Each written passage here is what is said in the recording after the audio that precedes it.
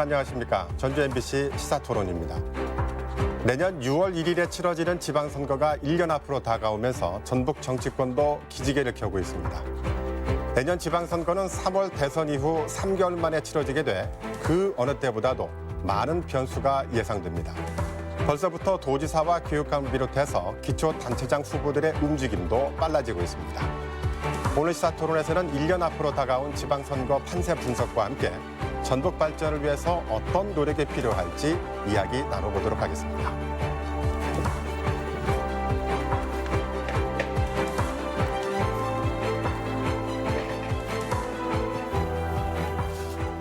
자, 오늘 토론 함께할 세 분 모셨습니다. 어서 오십시오. 감사합니다. 네. 자, 본격적인 토론에 들어가기 앞서서 세 분께서는 내년 지방선거의 가장 큰 변수나 눈여겨볼 만한 부분은 무엇이라고 생각하는지 잠깐 이야기 들어보고 토론 시작하도록 할게요. 먼저 임성진 전주대 교수님. 네, 뭐 여러 변수가 있겠습니다만은 무엇보다도 이 대통령 선거가 3월에 있고 지방선거 6월에 있어 석 달 만에 선거가 이루어지기 때문에 대선 영향을 크게 어느 선거보다도 크게 받을 수밖에 없는 그런 선거가 되겠고요. 또 중요한 것은 이제 대선 때 되면은 그 시대의 가장 화두가 되는 시대 정신이 이제 등장을 하게 되거든요.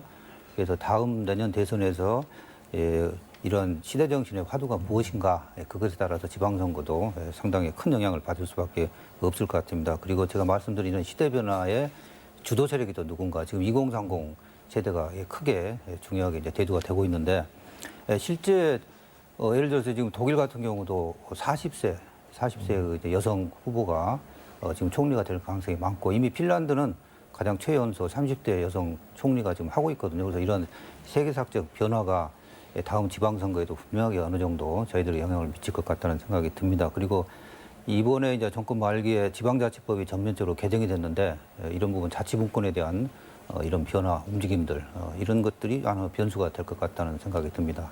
네. 자, 김남규 참여자치 전북 시민연대 대표께서는 어떤 생각하고 계십니까?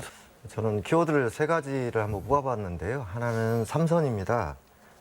송화진 지사하고 전주 김승수 시장이 이제 삼선을 가느냐 마느냐. 그다음에 김수환 교육감도 삼선 제한 규정에 묶여 있어서 출마를 못하기 때문에 후보들이 러시를 이루고 있는 상황이고요. 또 박성일 완주군수도 삼선 여부에 관심이 모아지고 있기 때문에 이번 선거에서 단체장들, 선출직 출마하는 분들의 삼선행 여부가 하나의 포인트다 이렇게 말씀드릴 수 있겠고요. 또 하나 키워드는 행정관료 출신들의 단체장에 대해서 우리 도민들이 어떤 그 표를 주느냐라고 하는 건데 제가 조사해 보니까 민선 6기의 행정관료 출신들이 53.3%, 민선 7기에는 60%에 달했습니다. 그러니까 우리 지역의 행정관료 출신들이 굉장히 많다는 거죠, 단체장으로. 근데 이게 개별적인 누구의 그 영향이 아니라 과거의 무소속 돌풍처럼 행정관료 출신들이 이제 좀 그만해야 되는 거 아니냐. 만약에 이런 분위기가 돌지. 그래서 어떤 지역의 새로운 인물 교체, 혁신의 바람이 불지 아니면 이런 분야가 계속 유지될지 이런 포인트가 있을 것 같고요. 또 하나는 이제 키워드는 대선의 바람이라고 이제 정해봤는데 아까 임성진 교수님께서는 대선에서 시대 정신에 따라서 많은 영향이 지선에 미칠 거다 이렇게 말씀하셨고 저는 이제 정치 역학적인 관계에서 올 하반기에 대선 후보들이 이제 각 당에 정해질 텐데. 이에 따라서 지선의 어떤 공천 경쟁, 또 대선 후보를 중심으로 줄을 쓴다든지 조직력들이 가동된다든지 또는 대선의 어떤 그 상황에 따라서 공천 룰이 조금 변한다든지 이런 정치 역학적 관계가 대선의 어떤 영향에 의해서 지선까지도 바람이 불어올 수 있다 이렇게 말씀드릴 수 있을 것 같습니다. 네. 자, 정치부 출입하고 있는 강동혁 기자는 어떤 생각하고 계십니까? 김 대표님께서 말씀을 다 하셔가지고 제가 좀 덧붙인다면은 일단 말씀드린 것처럼 대선이 중요할 것 같습니다. 대선에서 민주당이 정권을 다시 재창출하느냐 아니면 야당이 이게 정권을 잡느냐 이게 첫 번째 변수가 될 것 같고요. 그리고 또 민주당이 정권을 잡는다면 지금 유력 후보분들이 있지 않습니까? 이재명 지사, 그리고 정세균 전 총리, 뭐 이낙연 전 대표 이렇게 있는데 이들 가운데 누가 이제 저기 후보가 돼서 정권을 잠들 것이냐 이것도 관전 포인트가 될 것 같고요. 이렇게 돼서 이제 민주당이 정권을 잡는 게 하나가 있고 그 밖에 또 야당이 정권을 잡는다면 민주당 같은 경우에서는 이제 이 다시 이렇게 지지율 회복이라든지 이런 부분이 관건이 될 수밖에 없거든요. 그렇게 되면은 이제 경선 룰의 변화도 있을 수 있고 그렇기 때문에 제가 봤을 땐 대선이 이번 지방선거에 큰 변수가 되지 않을까 그렇게 싶습니다. 네, 아무래도 지역이다 보니까 도지사 선거에 관심이 높을 수밖에 없잖아요. 송 지사의 3선 출마 선언이 뭐 시간 문제다 이런 관측들도 많이 나오고 있어요. 자, 그래서 벌써부터 자천 타천으로 많은 사람들이 거론이 되고 있는데 후보군은 어떻습니까? 그동안 기자간담회에서 송하진 지사가 뭐 3선에 대해서 구체적인 입장을 밝힌 바는 없습니다. 하지만 지난 1월에 신년 기자회견에서 좀 다른 유의미한 그 발언을 했는데요. 그 단순히 이 꿈을 실현시키기 위해서 이 도지사 자리는 이렇게 도전하는 게 아니다라는 얘기를 했거든요. 전라북도 지사 자리는 개인적으로 꿈꾸거나 소망한다고 해서 그 자리가 그 사람이 꿈꾸는 자리를 만족시키는 자리는 저는 아니라고 봅니다. 그 상황이 이제 다른 이제 후보군이 자기도 도지사의 뜻이 있다라는 입장을 밝히고 난 뒤에 나온 발언이었는데 한편으로 보면 이게 견제구를 날린 거라고 볼 수가 있거든요. 그래서 시간이 가면 갈수록 송 지사의 행보는 보다 구체화되지 않을까 싶고요. 그 외에는 이 지난해 말 이제 오랜 신념이었다라고 표현을 하면서 도지사의 뜻을 나타낸 김은덕 의원이 있습니다. 원래 이제 처음 입문할 때부터 그 뭔가 그 지사 되고 싶다 이런 꿈을 꾸고 있었던 게 있었고요. 김인덕 의원의 행보 같은 경우에서는 지금 이재명 지사 지지를 도내 의원들 가운데 이제 뭐 적극적으로 내세우면서 지금 행보를 다지고 있고요.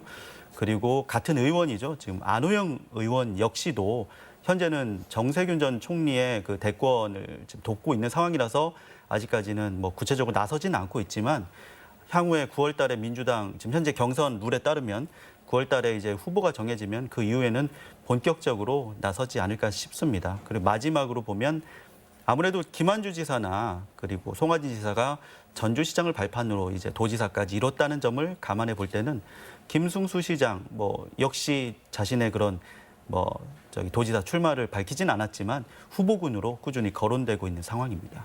그렇다면요, 궁금한 게 또 그 현 지사와 맞설 수 있는 야당의 인물군들은 어떻게 부상되는 게 좀 있습니까? 지금 뭐 민선 6기, 민선 7기를 봤을 때 송 지사가 뭐 민선 6기 때는 뭐 69%, 뭐 7기 때는 당선될 때 70%의 득표율을 거뒀거든요. 뭐 과거에는 뭐 국민의당 이렇게 해서 야권의 바람이 불었던 적이 있지만 지금은 그마저도 지금 주춤한 상황이라서 지금 뭐 보면 유성엽 전 의원이라든지 뭐 충분히 할 만한 다른 그런 야권 쪽에 인물들이 있지만 쉽사리 이걸 도전장을 낼 수 있을까라는 데 의문이 좀 나오고 있는 상황입니다. 아직까지는 좀 미미하다. 네네네. 네. 자, 송 지사가 출마한다면 도지사 선거가 더 치열해질 텐데, 자, 아직 공식 출마를 선언하지 않아서 속단하기는 좀 그렇지만요. 먼저 임성진 교수님, 송 지사가 출마하신다고 보십니까? 네, 어려운 질문인데요. 이제 저 개인적인 생각입니다만은 사실상 최근 이제 멘트의 폭이라든가 시점이나 여러 가지 행보를 볼 때 이미 출마는 기정사실화하고 있는 게 아닌가. 그리고 상당히 이제 선거 전에 대한 준비도 이미 착수를 한 상태로 이제 보이는데요. 이제 그건 모르죠. 근데 하여튼간에 이번 앞에도 말씀하셨지만은 이미 이 전주시장 8년, 그다음에 도지사 이제 8년, 이제 선거 때 되면 16년이 되는데 사실 엄청 긴 기간이죠. 그래서 그만큼 이제 현역 프리미엄, 우리가 단체장은 특히 현역 프리미엄이 굉장히 강하거든요. 그래서 누구 타의 추종을 불허하는 이런 지명도나 특히 또 조직력, 얼마나 조직력이 강한가는 지난 당대표 선거나 지난 대선 때도 분명히 좀 우리가 저희들이 확인을 했기 때문에 이런 것들이 굉장히 이제 큰 힘을 가지고 출마를 하게 될 것 같습니다. 제가 출마를 하게 되면요. 그리고 앞에 이제 우리 김 대표님도 이야기했지만은 특히 전라북도는 이제 공무원 관료 출신이 굉장히 많기 때문에 변화에 대한 그런 바람에 쉽게 불지 않고 이런 것들 그래서 굉장히 유리한 그런 위치에 서 있죠. 있지만은 다음 아까도 이제 대선이 굉장히 중요한 변수가 되는데 대선 과정에서의 굉장히 한국 사회가 큰 위기에 지금 있는 게 이제 분명하거든요. 그래서 그 위기를 넘어서야 된다는 이런 대전환의 바람들, 특히 젊은 세대를 중심으로 한 이런 것들이 강하게 일어날 수 있다는 그런 변수를 우리가 부정할 수는 없는 거거든요. 그래서 이런 것들이 이제 삼선에 대한 피로감들, 그다음에 관료적 그런 리더십에 대한 변화의 요구들 이런 것들하고 어떻게 이제 결부가 될지 그런 걸 저희들이 좀 지켜봐야겠습니다. 네. 자, 김남규 대표께서는 어떻게 예측하십니까?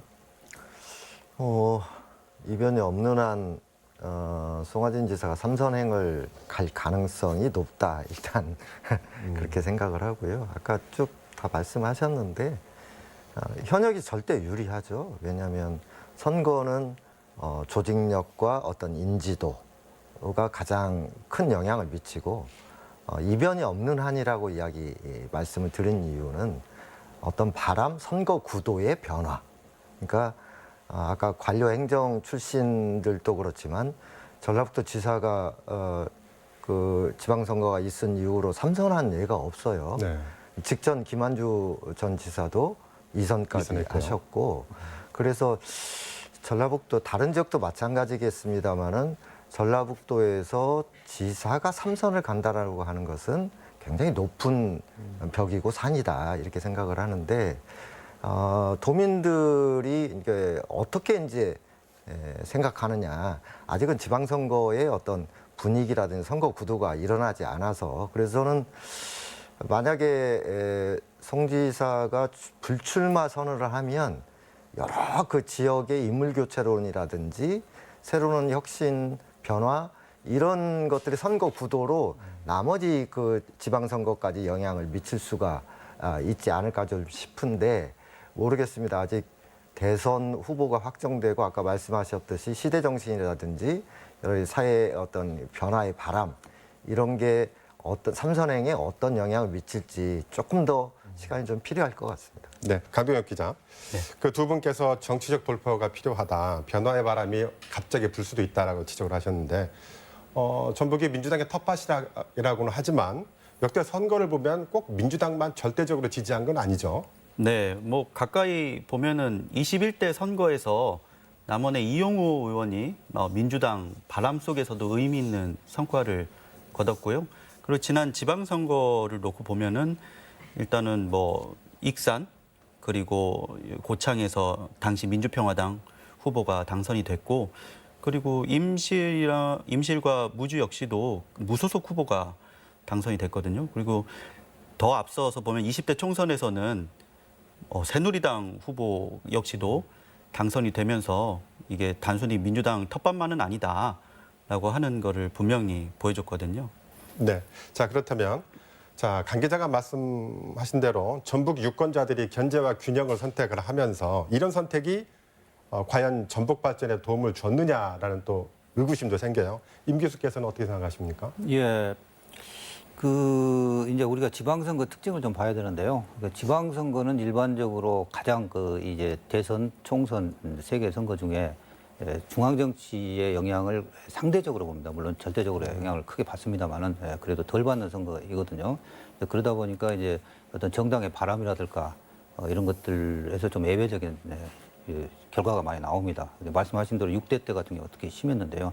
14개 단체장 중에 뭐 절반이 무소속이었고, 물론 이제 야당과 무소속이 섞였습니다만은 지난 지방선거 때는 뭐 1년 후에 치러졌고 뭐 촛불 전국이었고 남북 정상회담 분위기도 있었고 여러 가지가 압도적인 분위기에서도 이제 네 명, 2명이 이제 민평당이었고 그다음에 2명이 무소속으로 이제 단체장에 당선됐습니다.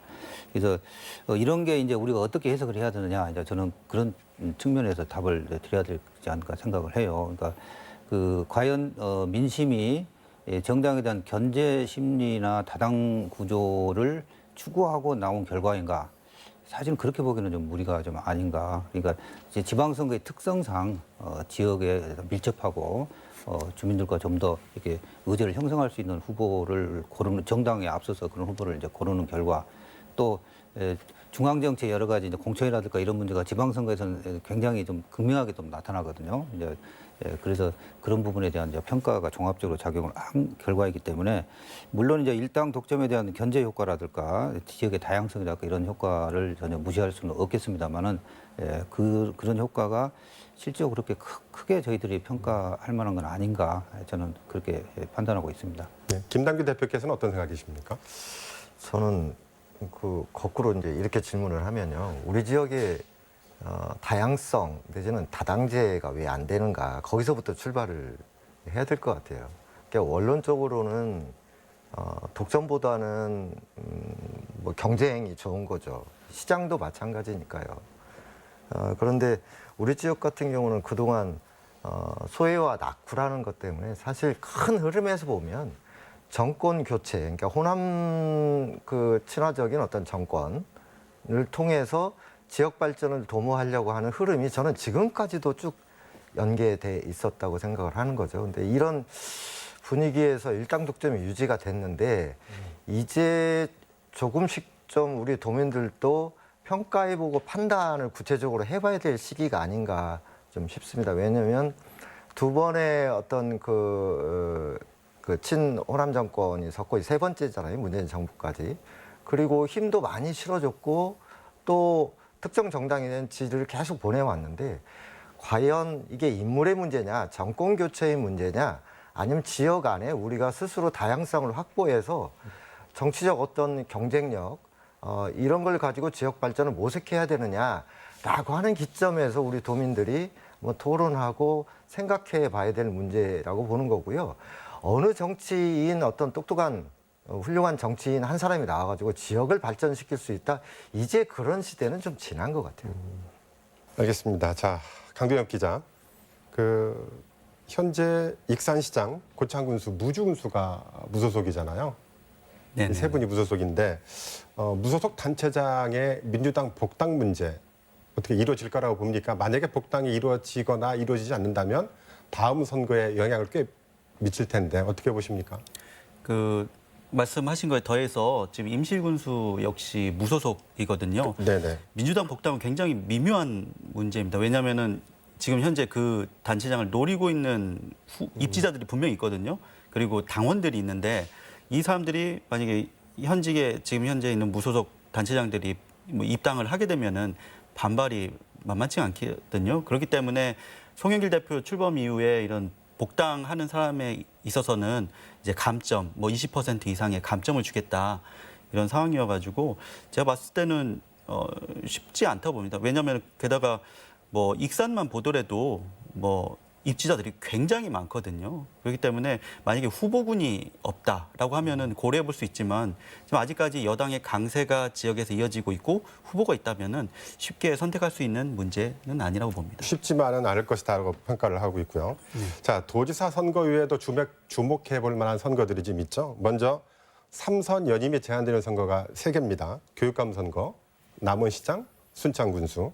그리고 여기는 또 어떻게 될 거고 또 도지사 출마가 점쳐지는 전주시장 선거는 또 어떻게 될 걸로 볼 수 있을까요? 좀 굉장히 어려운 질문인데요. 제가 최근에 SNS를 보니까 그 5월 말에 여론조사가 있는 모양입니다.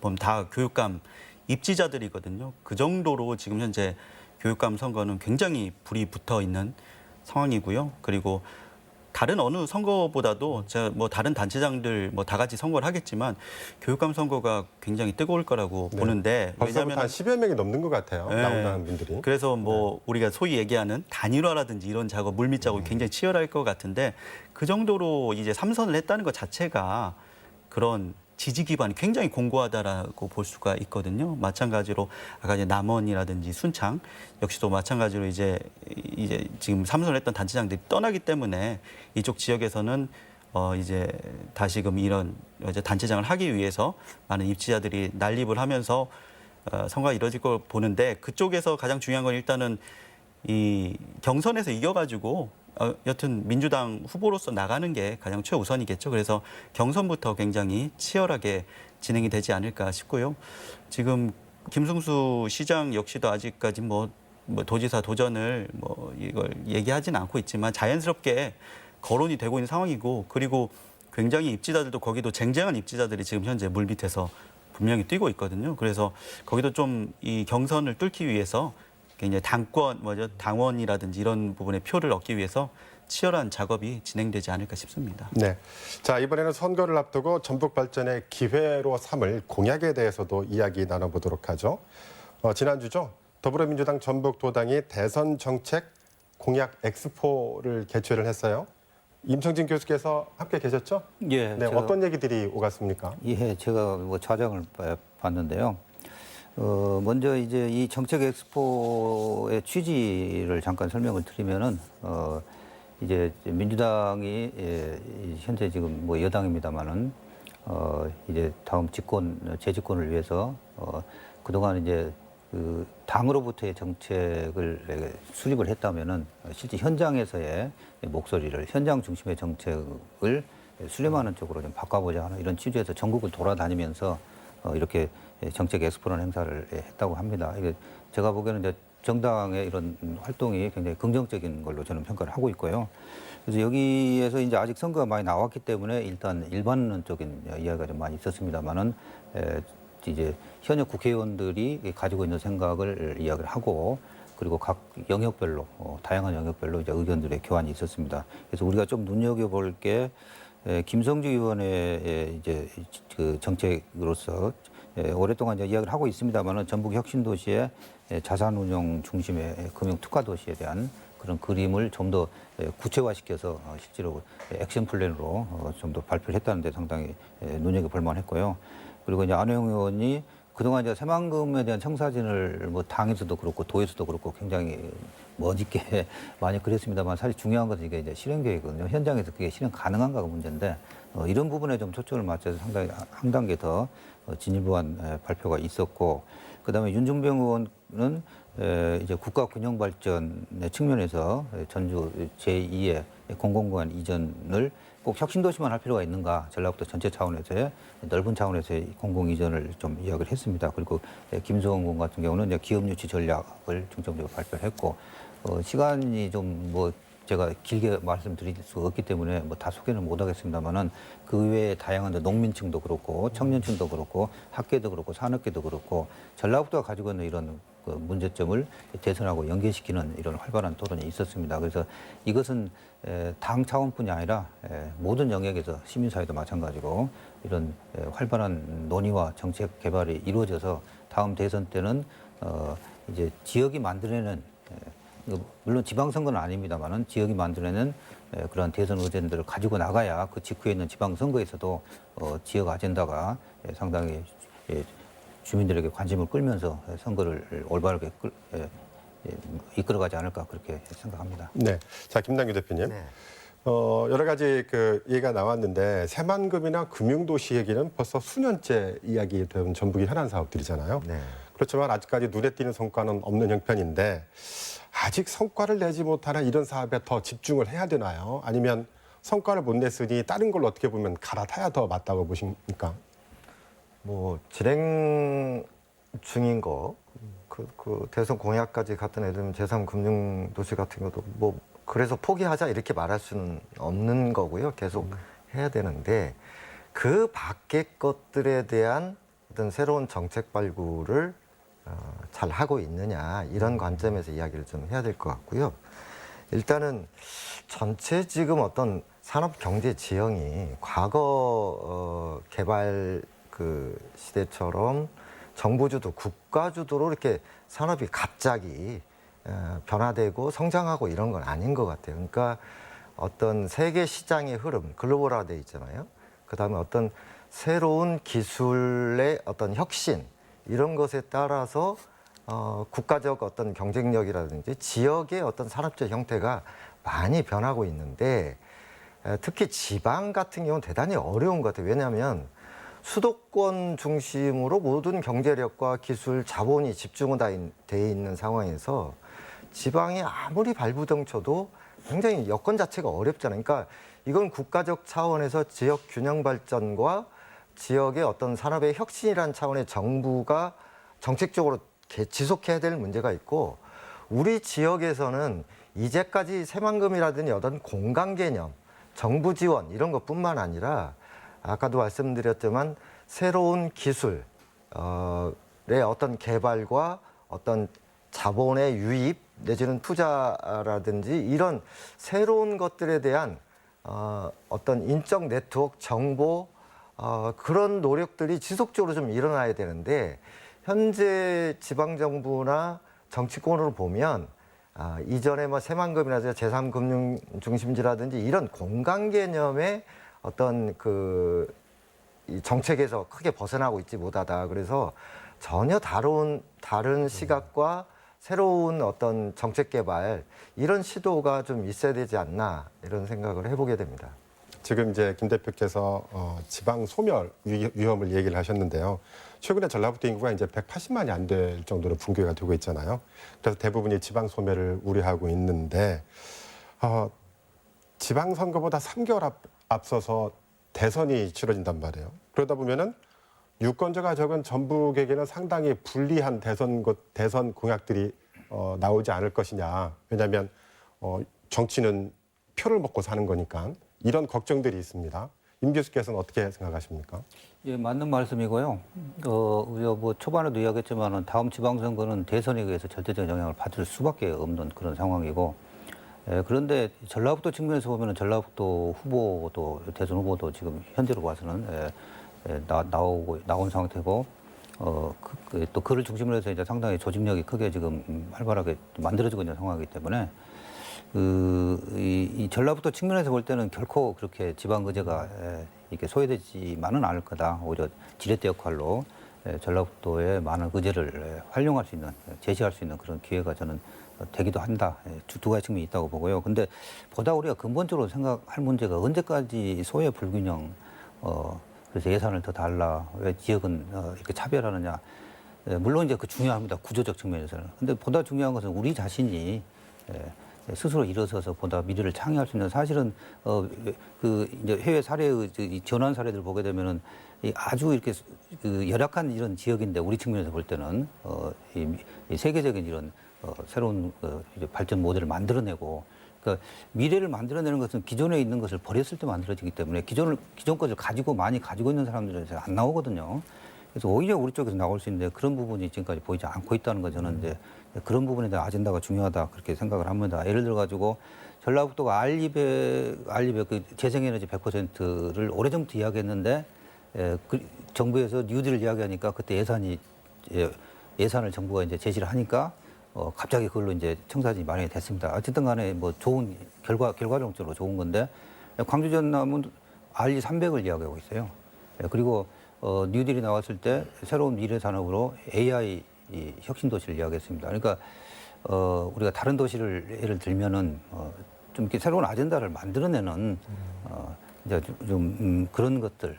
그다음에 뭐 예를 들어 가지고 지금 재생에너지 에너지 전환이 굉장히 중요한데 재생에너지 모듈 같은 경우도 이제 20년 지나면은 그 재활용해서 다시 그대로 쓸 수 있거든요. 한간에서 이렇게 공격하는 것처럼 거기에 뭐 유해물질 많이 들어가지고 버려야 되고 이런 게 아니거든요. 그래서 전라북도에 그런 제한이 있었는데도 불구하고 그게 무슨 말인지 못 알아들었는지 모르겠습니다. 주저하는 사이에 충청북도에서 이미 가져가가지고 어마어마한 신산업을 거기서 만들어내고 있고 이런 부분들. 그러니까 이런 부분에 대한 검토 우리가 그러면서 다시 미래를 좀 그려내는 이런 작업이 있으면은 제가 보기에는 다음 지방선거에서도 지방 아젠다는 충분히 저희들이 만들어낼 수 있다고 봅니다. 네, 자 토론을 마칠 시간이 돼서요. 오늘 못하신 말씀이나 강조하고 싶은 말씀 있으시면 마무리 말씀으로 듣도록 하겠습니다. 먼저 강동혁 기자. 최근에 유력 대권 주자가 전북을 올 일이 있어서 제가 그 사람에게 어떤 질문을 해야 될까 생각을 해봤는데요. 5년 전이랑 그 질문의 내용이 다르지가 않더라고요. 전북 소외, 뭐 전북 홀대 이런 내용일 수밖에 없었는데요. 보면 그동안에 긍정적인 진전도 있었습니다. 하지만 우리가 그 낙후됐던 시기가 워낙 길다 보니까 이 일부 시기의 진전이 그렇게 크게 와닿지 않는 것 같습니다. 그래서 많은 입지자들이 지금 현재 나와 있는데요. 그분들께 좀 강조드리고 싶은 게 정말 이 전북 발전을 위해서 어떤 역할을 할 수 있는가. 아까 전에 뭐 변화 이런 얘기도 있었는데요. 자기가 어떻게 변화시킬 수 있는가를 좀 다시 한번 생각해 보시고 좀 이게 정책을 가다듬어서 이렇게 지방선거에 임했으면 하는 바람입니다. 네, 임성진 교수님.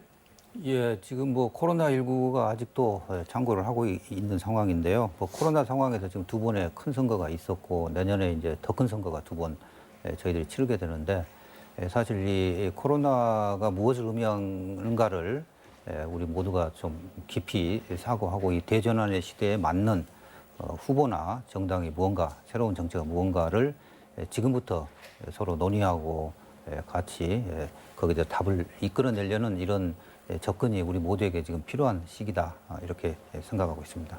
네, 김남규 대표님. 저는 민주당에게 한마디 하는 걸로 정리를 하고 싶은데요.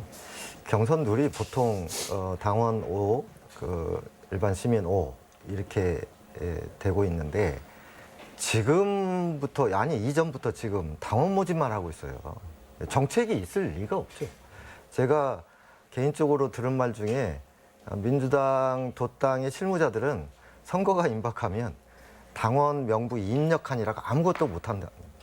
정책도 없고 어떤 룰 관리라든지 도민들의 어떤 민심을 청취하고 어떻게 할 것인지 이런 고민을 할 수 있는 여유가 하나도 없다는 거예요. 그런데 경상도하고 이쪽 전북하고 호남하고 민주당의 경선 룰이 똑같습니다. 즉 거의 선거 때만 존재하는 페이퍼 당원을 모집하느라 모든 에너지를 쏟지 말고 지역 발전을 위한 어떤 통큰 어떤 공천 룰의 변화 이런 걸 통해서 지방선거가 지역 발전의 한 계기가 될 수 있도록 그런 룰을 바꾸는 것도 한번 생각해 볼 필요가 있다고 생각합니다. 네. 네, 오늘 시사토론에서는 1년 앞으로 다가온 지방선거의 판세를 짚어봤습니다. 3년 전 지방선거에서 여러분은 어떤 선택을 하셨나요? 그리고 그 선택에 만족하시나요? 지역의 앞날을 계획하고 비전을 제시하는 단체장을 뽑는 일은 대통령 선거 못지않게 중요합니다. 앞으로 남은 1년 지역 정치권에 많은 관심을 가져주시고 애정 어린 질책도 더해주시길 바라봅니다. 오늘 순서는 여기까지입니다. 시청해주신 시청자 여러분, 함께해주신 토론자 여러분 고맙습니다.